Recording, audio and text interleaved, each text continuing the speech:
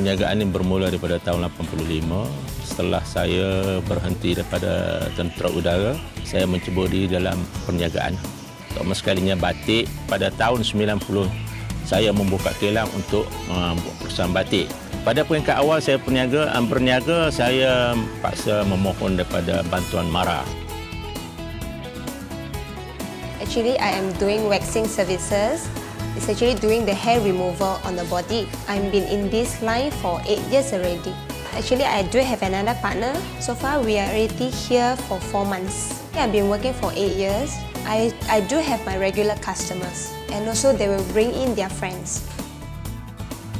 Saya mula perniagaan ni pada Disember 2012 selepas saya mengambil kata putus untuk berhenti daripada makan gaji, dan saya dapat kontrak daripada Majlis Sukan Wilayah untuk melatih atlet-atlet Sukma. Dan Januari gym ni start ditubuhkan lah.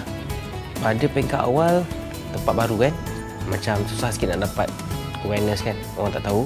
Cabaran-cabaran lain seperti daripada segi nak dapatkan lokasi yang strategik dan nak dapatkan bantuan kewangan, lepas tu daripada support daripada segi marketing, kat situ cabaran lah.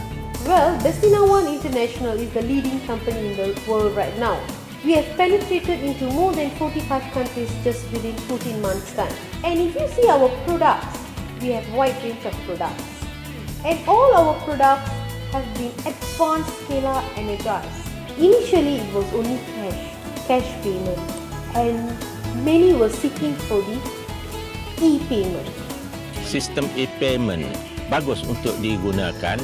Saya mohonlah kepada syarikat berkenaan supaya mewar-warkan lagi penggunaan e-payment ni kepada pengguna itu sendiri. Saya rasa e-payment ni satu kebagusan dia boleh membuat bayaran walaupun harga sehingga 10 sen dan tak ada limit berapa kita nak beli.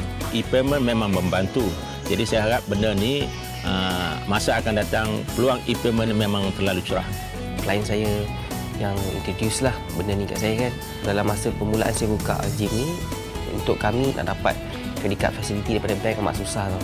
Bila sistem ni dikenalkan, so ianya membantulah daripada segi perniagaan saya kan, untuk kemudahan daripada klien untuk buat pembayaran melalui credit card. Saya tengok sistem ni convenient lah. So dia mobile, saya boleh buat mana-mana.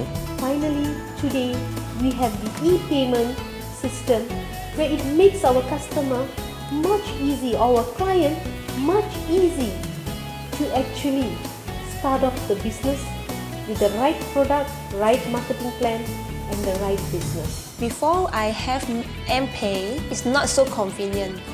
When I with this thing, it's actually bring me more business. I know nowadays actually everyone is spending with credit card.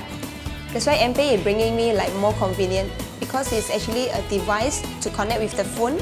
It's not with the fixed line. The security quite good because we will receive a tag before we process the payment. Actually, they never seen this before. It's actually very new to them still. So usually when I process their payment, okay, they will give me one word, is, oh, so canggih.